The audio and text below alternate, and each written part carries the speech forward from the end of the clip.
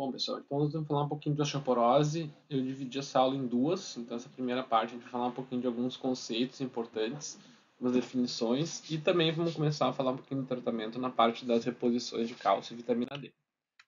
Então, o primeiro conceito importante que a gente tem que ter quando a gente fala de osteoporose é que a gente está diante de uma condição, de um fator de risco, e não necessariamente de uma doença. A osteoporose ela é um fator de risco muito importante para fraturas, mas ela por si só, quando ela não causa uma fratura, ela pode não causar nenhum sintoma e não ser necessariamente uma doença. A característica principal da osteoporose é a baixa densidade mineral óssea e alteração da microarquitetura óssea, que a gente pode ver aqui nessas duas fotos aqui, que a gente tem um osso com osteoporose. Vocês viram que a gente tem uma diminuição importante da quantidade de cálcio do osso, né, que é a baixa densidade mineral, e também uma alteração da microarquitetura com uma diminuição importante quando a gente compara com o osso normal dessas trabéculas. Tudo isso causando, então, uma fragilidade óssea que vai culminar com fraturas, como a gente pode ver aqui nesse quadrinho, que é uma figura, né, clássica de como se apresenta, por exemplo, uma mulher com osteoporose, que ela perde altura por fraturas de vértebras, pode ter fraturas de quadril e fraturas de outros ossos também. Além disso, a gente tem que lembrar um pouquinho da questão da fisiologia óssea. A gente tem que lembrar que o osso ele é uma substância, um tecido, né, que não está parado. Ele tem momentos de reabsorção e momentos de formação óssea. Então a gente tem os osteoclastos, que são os principais responsáveis pela reabsorção óssea, e os osteoblastos, que são os principais responsáveis pela formação óssea. A gente vai ter medicamentos, quando a gente falar dos medicamentos, que vão inibir a função dos osteoclastos, então inibindo essa reabsorção. E a gente vai ter alguns medicamentos que também formam o osso a partir da estimulação dos osteoblastos, né? Então, essa fisiologia óssea ela é importante a gente lembrar que ela existe. E o conhecimento dessa fisiologia, por exemplo, o Rank ligante, hoje a gente tem um medicamento que atua nesse receptor. Então, a gente vai ter, a partir do conhecimento dessa fisiologia, que a gente vai ter o desenvolvimento dos medicamentos. Como eu falei anteriormente, hoje em dia, de maneira mais contemporânea, a gente tem utilizado o osteoporose como um fator de risco. E fator de risco a gente normalmente usa em calculadoras, fazendo aqui um paralelo com a questão do risco cardiovascular. A calculadora de risco da osteoporose é o FRAX. O FRAX, então, ele é uma calculadora que foi desenvolvida na Inglaterra. Ele usa dados de cada país, então a gente tem o FRAX com os dados brasileiros, a partir de estudos epidemiológicos brasileiros, e a gente preenche essa calculadora com vários dados, não só a densidade mineral óssea, que é como se faz ou como se fazia o diagnóstico de osteoporose antes da introdução desse tipo de calculadora. Então, a densidade mineral óssea, medida pela densitometria, que a gente vai falar um pouquinho daqui a pouco, ela é uma das partes do FRAX, né? Além disso, se entra vários outros dados e a partir da entrada desses dados e da densitometria, a gente vai ter então um cálculo que vai nos dizer o risco daquela paciente ter uma osteoporose, ter uma fratura nos próximos anos, né? Uma fratura maior e uma fratura de quadril. E a partir daí a gente vai definir se a paciente recebe tratamento ou não. Vocês podem acessar o Frax com muita facilidade pelo site da Abraço, tá? Esse aqui é um print do site. A gente vai fazer isso na aula quando a gente for discutir o CCF de osteoporose. E além do Frax, nesse site tem também uma segunda parte da avaliação onde se plota o resultado em cima de gráficos, de também dados epidemiológicos para definir se faz tratamento ou não. Uma coisa importante a gente saber é por que isso aconteceu, né? Por que se mudou a maneira de ver a osteoporose. Uma das razões principais é que se viu que boa parte das pessoas que tinham fraturas osteoporóticas, fraturas por fragilidade óssea, elas tinham uma densitometria que não tinha diagnóstico de osteoporose. Então, se desenvolveu esse tipo de ferramenta aqui, entendendo que a densitometria óssea ela é importante, mas só a densitometria óssea não consegue definir todos os pacientes que vão se beneficiar do tratamento ou de algum tipo de prevenção de fraturas. Esse diagnóstico desse slide é o diagnóstico clássico de osteoporose, então ele ainda é muito importante porque todos os estudos, né, dos medicamentos, pelo menos os medicamentos mais antigos, que são os que a gente mais utiliza para tratar a osteoporose hoje ainda, eles foram baseados nesse diagnóstico aqui. Então a gente tem que conhecer esse diagnóstico e se a gente estiver diante de um paciente com esse tipo característica aqui, a gente vai ter diagnóstico de osteoporose, a gente está autorizado a fazer o tratamento, né? Mas lembrando que hoje em dia a gente usa mais aquela questão do Frax e dos limiares de fratura. Então, o diagnóstico pode ser feito em um paciente que teve uma fratura com um trauma mínimo que é queda da própria altura, ou um trauma com pouca energia, então a gente não tem uma definição muito clara, assim, mas é mais ou menos isso. Ou então pode ser um diagnóstico densitométrico. Né? A densitometria ela é um exame que, teoricamente, todas as mulheres acima de 65 anos e todos os homens acima de 70 anos deveriam fazer como rastreamento. Se a pessoa tem algum fator de risco, a cidade pode até diminuir um pouquinho. E a gente define a osteoporose, então, como um desvio padrão menor que 2,5 em relação ao score-T. O que é o score-T? O score-T é uma comparação, então, daquela pessoa que está sendo examinada pela densitometria com uma pessoa do mesmo sexo e da mesma raça, porém na idade do pico de massa óssea, que é em torno de 20 a 30 anos. Então, na verdade, se a gente for pensar um pouquinho, isso aqui é uma curva de Gauss, né? A gente está comparando com uma média populacional, aquele paciente, e se ele tiver menos 2,5 de padrão, ou seja, se ele estiver na pontinha da curva, a gente define ele como doente, como osteoporose. Provavelmente por isso, né, que só esse diagnóstico aqui não pega todas as pessoas que deveria pegar, e por isso que a gente hoje acredita que é melhor usar aquele score do Frax, como eu mostrei anteriormente. Aqui eu vou mostrar 2 slides só de densitometria, só para vocês terem uma ideia de como é que isso é feito, sim, algumas coisas importantes que a gente tem que observar, porque já que uma vez que isso aqui vai definir boa parte do tratamento, então a gente tem que saber olhar um pouquinho, pelo menos, tá? Pelo menos a parte básica. Então, normalmente a densitometria ela vem assim, ela vem dividida entre densitometria da coluna e densitometria do fêmur. Essas linhas aqui amarelas, elas estão mostrando o que está sendo medido, então tudo aqui dentro está sendo medido, e na coluna normalmente se dividem por vértebras lombares, L1, L2, L3, L4.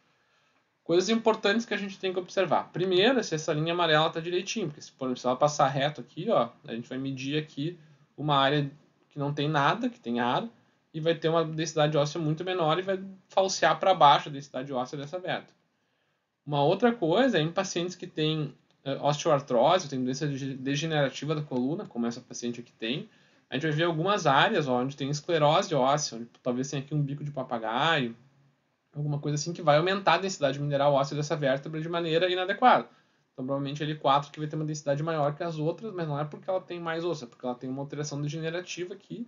E se a gente olhar aqui na tabela, de fato, L4 é que tem maior densidade mineral óssea. Além disso, além de a gente olhar para a imagem aqui, a gente vai olhar para os números. Né? Então vejam o que a gente falou antes, ó, o score-T. Então aqui a gente tem uma comparação desta paciente aqui, de 78 anos, feminina, com uma paciente feminina da mesma raça dessa paciente, só que em torno com seus 20, 30 anos, que é quando a gente tem o pico de massa óssea. Então o score-T dela ó, é menos 2, menos 2,5. Normalmente a gente olha o acumulado das vértebras, então aqui a gente poderia olhar L1, L4, e se a gente achar que essa L4 aqui está com muita alteração, a gente pode olhar L1, L3. Né? Então L1, L4 aqui, ela tem menos 1,6, então não tem osteoporose, ela tem osteopenia. E se a gente for tirar o L4 ali, menos 1,9, ainda assim ela não tem osteoporose. Que é mais ou menos o que diz o gráfico aqui, né? Ela está no limite da osteopenia. Além disso, ele dá o score Z também. O score Z é a mesma coisa que o score T, só que aqui a gente compara com pessoas da mesma idade. Né? Então, normalmente, pessoas que não têm osteoporose, o score Z vai ser 0, né? Ou perto de 0. Se a gente tem um score Z muito alterado, isso é um indicativo que talvez a pessoa tenha uma osteoporose secundária a alguma outra doença, e não uma osteoporose só em função da idade, da menopausa, enfim. A outra parte da densitometria é o fêmur. Tá? Então aqui a gente tem a mesma coisa, o fêmur está marcado aqui com a linhazinha, e aqui a gente tem as regiões do fêmur, onde a gente vai olhar os números. Uma coisa que a gente tem que ter cuidado é que existe essa região aqui, que é o trígono de Ward, que na verdade é esse quadrado aqui, ele não é um trígono, ele é um quadrado, onde tem só praticamente osso trabecular. E aqui sempre vai dar osteoporose, porque aqui não tem quase densidade mineral óssea, e ele não é importante do ponto de vista clínico, ele é importante do ponto de vista densitométrico, só para marcar aqui. Então, na verdade, ó, esse aqui a gente não olha, esse aqui a gente risca. Tá? Então, se a gente olhar aqui, a gente vai olhar o fêmur total, o colo femoral, que é onde boa parte das fraturas acontecem, e o trocânter, que também é importante. Né? E aí a paciente tem uma osteoporose de trocânter aqui, Mas o resto está ali no limite, né? Então essa paciente ela tem o quê? Ela tem uma osteoporose no trocânter e uma osteopenia, mais importante em fêmur do que na coluna, né? Possivelmente, de acordo com as outras coisas, com os outros critérios dela, de risco dela, ela vai ser uma paciente candidata a receber tratamento. A questão do pico de massa óssea e da queda da massa óssea, ela é importante porque aqui a gente consegue entender algumas coisas relacionadas à osteoporose que também vão influenciar no nosso tratamento. O pico de massa óssea nas pessoas, em geral, é em torno de 20 a 30 anos. Tá? Então vejam aqui, ó, aqui nós temos o pico de massa óssea. E ele é muito diferente de homens para mulheres. Os homens têm um pico de massa óssea muito maior do que as mulheres. É por isso que tem muito menos osteoporose nos homens. Essa é uma das razões. Né? E é por isso que vocês vão ver que os tratamentos que a gente vai ter dificilmente foram estudados em homens. Normalmente são estudados em mulheres e a gente extrapola os dados de mulheres para homens quando for necessário. Esse pico ele depende basicamente da ingestão de cálcio, dos níveis de vitamina D e da atividade física e do ponto de vista do estilo de vida da pessoa. Né? Então, pessoas em torno de 20 a 30 anos, como vocês, têm que ter uma quantidade de cálcio na dieta adequada, idealmente tem que fazer exercício físico, tem que ter exposição ao sol para ter vitamina D, para ter um pico de massa óssea adequado.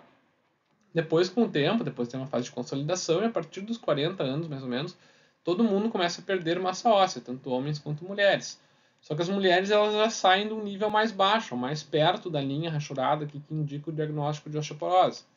E além disso, quando chega na menopausa, que é em torno dos 50 anos, as mulheres têm então uma parada da produção de estradiol, e aí essa queda que vinha assim, ela se acentua muito. Então é por isso que na pós-menopausa, em torno dos 60, 65 anos, nas mulheres é o grupo que a gente tem mais diagnóstico de osteoporose.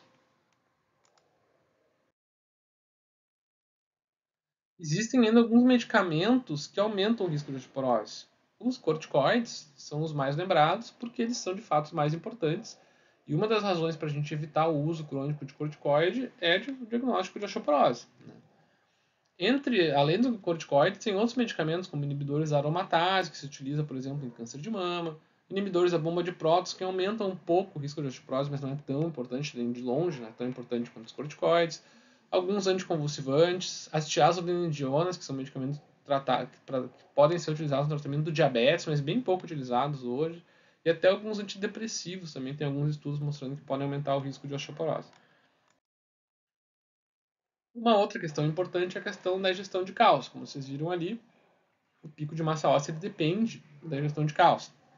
E nos pacientes que tiverem osteoporose, a gente vai provavelmente suplementar cálcio. Né? A gente vai discutir um pouco mais disso também na aula quando a gente fala dos CCFs, mas o cálcio ele é um dos elementos importantes na formação do osso. E se a gente for ver, existe uma ingestão adequada diária recomendada, né, que varia de acordo com a idade, mas se a gente for ver assim, em adultos é algo em torno de 1 grama por dia. Né? E é 1 grama por dia que, idealmente, a pessoa deveria adquirir na sua dieta. Ela deveria comer 1 grama por dia de cálcio. E como é que a gente faz isso? Quais são os alimentos que têm cálcio? Basicamente são leite e derivados. Né? Se vocês forem ver aqui nessa tabela, aqui, que são alimentos ricos em cálcio, a gente vê que leite e derivados eles têm muito mais cálcio que quase qualquer outra coisa, talvez com exceção da sardinha em conserva, que não é um alimento que está muito na nossa dieta habitualmente. Então, se a gente pensar que a gente precisa de 1 grama de cálcio por dia, a gente teria que tomar mais ou menos uns 2 ou 3 copos de leite, 200 ml por dia, ou então uns 2 copos de leite mais uma fatia de queijo ou requeijão, ou, quando possível, comer vegetais verdes escuros, que também tem bastante cálcio. Se a gente for pensar um pouquinho, provavelmente a gente não faz uma dieta com quantidade adequada de cálcio, e aí o que se faz, né, especialmente naqueles pacientes que têm uma doença óssea, que tem osteoporose, osteopenia, é suplementar cálcio. E a suplementação de cálcio ela é feita com sais de cálcio. E aí a gente tem que saber que dentro de um sal, por exemplo, do carbonato de cálcio, que é o mais utilizado, existe um pedaço de cálcio e um pedaço de carbonato. No caso do carbonato de cálcio, 40% do carbonato de cálcio é cálcio elemento, é cálcio mesmo. Então a gente tem que calcular se a gente quer 1 grama de cálcio por dia, quanto a gente precisa dar de carbonato de cálcio. Então, por exemplo, para a gente ter 500 miligramas de cálcio elemento, a gente tem que ter 1.200 miligramas de carbonato de cálcio.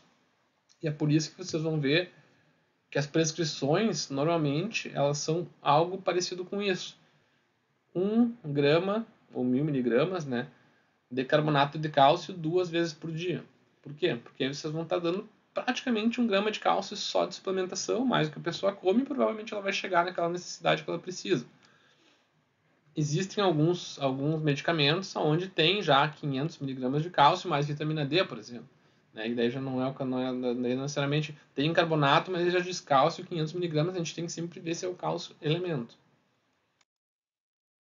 Uma outra coisa importante da gente observar quando a gente utiliza sais de cálcio é que existe um limite de absorção, que é em torno de 1 a 1,5 gramas do sal por tomada. Né? Então não adianta ficar aumentando muito mais a dose, porque a gente não vai aumentar a absorção. A absorção ela chega num platô. Né? Então é por isso também que vocês vão ver que normalmente as prescrições elas são divididas em mais de uma tomada por dia. Por exemplo, 1000 miligramas de carbonato de cálcio 2 vezes por dia. Ou 1500 miligramas de carbonato de cálcio, que a gente está vindo aqui assim, mais ou menos, 2 ou 3 vezes por dia. Dificilmente vocês vão ver uma prescrição de 2 gramas de carbonato de cálcio, porque provavelmente a pessoa não vai absorver 2 gramas de carbonato de cálcio, ou vai absorver mais ou menos a mesma coisa que ela absorveria de 1,5 ou de 1 grama. E daí a gente vai ter que dividir as tomadas para garantir uma boa absorção. Em relação à vitamina D, a vitamina D ela é formada na nossa pele, né, pela exposição solar, e a deficiência muito importante de vitamina D em adultos ela causa a osteomalácia, em crianças ela causa o raquitismo. O raquitismo é uma doença que hoje a gente praticamente não vê, porque existe uma suplementação de vitamina D praticamente sistemática nas crianças hoje em dia, tem vários alimentos que são enriquecidos com vitamina D, então é muito raro a gente ver raquitismo hoje em dia. Por sua vez, a deficiência de vitamina D, a depender de como a gente fizer esse diagnóstico, em quem a gente procurar, ela é bastante frequente. Né? Se a gente for ver, a gente tem alguns estudos aqui do Rio Grande do Sul, aqui de Porto Alegre, feitos pela equipe do hospital, onde a gente tinha cerca de 80% dos pacientes, ou pacientes internados, ou pacientes idosos em instituições, que tinham deficiência de vitamina D. E aqui cabe a gente lembrar assim, que essa deficiência ela é definida por um nível sérico de vitamina D, que é uma definição de especialista. Então, em alguns lugares vocês vão ver escrito que a deficiência de vitamina D é quando é menor que 30, outros quando é menor que 20. E isso é motivo de discussão até hoje. Né? A gente não sabe exatamente qual é que é o número correto, mas provavelmente abaixo de 20 a gente já tem alguma repercussão sobre o metabolismo ósseo. Por sua vez, a reposição de vitamina D ela pode ser feita de diferentes maneiras. Dá para utilizar uma vez por dia, uma vez por semana. Tem estudos até de uma vez por mês da dose. Claro que a dose ela vai aumentando, né? Se a gente vai aumentando o espaçamento. E hoje, né, essa reposição ela já foi definida como 800 unidades por dia. Hoje o que se aceita mais é algo em torno de 2.000 unidades por dia dentro desses diferentes esquemas terapêuticos. E aqui é importante a gente também prestar atenção em uma coisa. A gente tem a vitamina D, ela é uma vitamina lipossolúvel. Então, normalmente a apresentação dela é ou em gotas ou então em comprimidos revestidos, porque ela não é solúvel em água. A apresentação em gotas ela é a mais difundida, é a mais fácil acesso, a mais barata, mas também hoje já existem que não são na verdade os comprimidos, são tipo drages assim revestidas. E aqui a gente tem que ter cuidado porque assim, quando a gente for usar gotas, cada gota de cada medicamento tem uma dose diferente de vitamina D. Então, se a gente for prescrever vitamina D em gotas, a gente tem que saber qual é, que é o medicamento que o paciente vai comprar para saber a dose que a gente vai dar. Se a gente for usar os comprimidos, enfim, drages, aí não é tão problemático, porque daí vai estar escrito lá, cada forma farmacêutica tem 2.000 unidades, tem 1.000 unidades, daí o paciente toma uma ou duas ou três, enfim. Além disso, a gente tem hoje vitamina D associada à vitamina A, que são esses de baixo aqui, que são medicamentos mais antigos, mais baratos e de mais fácil acesso, que são medicamentos, na verdade, que foram feitos para aquela reposição de vitamina D em crianças, que eu falei antes, para evitar o raquitismo, mas que a gente pode usar em adultos nessas doses habituais sem nenhum problema maior, porque a vitamina A não vai ter nenhum efeito deletério nessa dose que a gente vai utilizar. E tem também a vitamina D pura, né, que daí a gente tem alguns medicamentos, eu botei dois aqui, um que tem um nome que é D pura mesmo, que é um nome bem bom, né, se a gente for pensar do ponto de vista comercial, e o Adera. E eles também, se a gente for usar gotas, tem que ter cuidado, ó, porque as gotas são diferentes. E eles também já têm formas farmacêuticas tipo draja, comprimido, enfim, comprimido revestido. Aí a gente pode utilizar a dose que a gente quiser, tá? Mas a gente tem que, quando prescrever a vitamina D, a gente tem que ter o cuidado de conversar com o paciente, ver qual é que é a vitamina D que ele vai adquirir, ou então, nesse caso especificamente, prescrever o nome comercial. Sempre lembrando, né, que as vitaminas D, essas que não tem vitamina A, elas são mais caras, essas aqui são bem mais baratas, né, e eventualmente a gente não vai ter nenhuma diferença entre elas, desde que a gente respeite as doses equivalentes. E por fim, a gente vai falar um pouquinho do calcitriol. Tá? O que é o calcitriol? O calcitriol ele também é um medicamento, tem outros medicamentos, assim como o calcitriol, que fazem a mesma coisa, que são muito parecidos, que é a vitamina D ativa. E daí a gente tem que lembrar um pouquinho também de como é que funciona o metabolismo da vitamina D. Então, a gente tem a exposição solar, a gente transforma 7-D-hidrocolesterol em colecalciferol, que é a vitamina D3. Essa vitamina D3 vai lá no fígado, é hidrolisada uma vez, formamos a 25-hidroxivitamina D3, entre outras coisas, mas essa aqui é que nos interessa. Ela vai lá no rim, é hidrolisada a 1,25. A 1,25 de hidroxivitamina D3, ela é a forma da vitamina D ativa, é ela que vai agir no rim, que vai agir nos ossos, que vai agir no intestino, aumentando a absorção de cálcio, enfim, ela que vai fazer a função da vitamina D. E o calcitriol é 1,25. Então, o calcitriol, por isso que a gente chama o calcitriol de vitamina D ativa. Aquela vitamina D que a gente falou no slide anterior, é isso aqui, ó, vitamina D2. Né? São suplementos. Então, se a gente der vitamina D2 suplementos, ou mesmo orientar a exposição solar para uma pessoa que tem insuficiência renal, provavelmente ela não vai conseguir fazer tudo isso aqui porque o rim dela não vai conseguir fazer 1,25. Ou para uma pessoa que tem hipoparatireoidismo, não tem PTH, também não vai conseguir fazer isso aqui porque o PTH, essas enzimas de hidroxilação, elas dependem do PTH. Então, nesses casos, a gente vai usar calcitriol. Então, o calcitriol ele fica reservado para aquelas situações onde tem uma disfunção hepática importante, disfunção renal importante, hipoparatireoidismo ou algumas doenças de metabolismo ósseo mais raras, alguns raquitismos, hipofosfatêmicos, enfim. Mas, de maneira geral, quando a gente está falando de suplementação de vitamina D em pessoas que não tenham nenhuma alteração desses órgãos aqui, ou então que não tem nenhuma dessas doenças do metabolismo ósseo mais importantes, pessoa com osteoporose, a gente não deve usar calcitriol, a gente deve usar vitamina D normal, porque ela vai fazer isso aqui. E é importante que ela faça toda essa rota aqui, porque existem outros metabólitos da vitamina D, que alguns que a gente nem sabe exatamente qual é que são a função e que talvez tenham alguma função importante em toda essa história do metabolismo ósseo.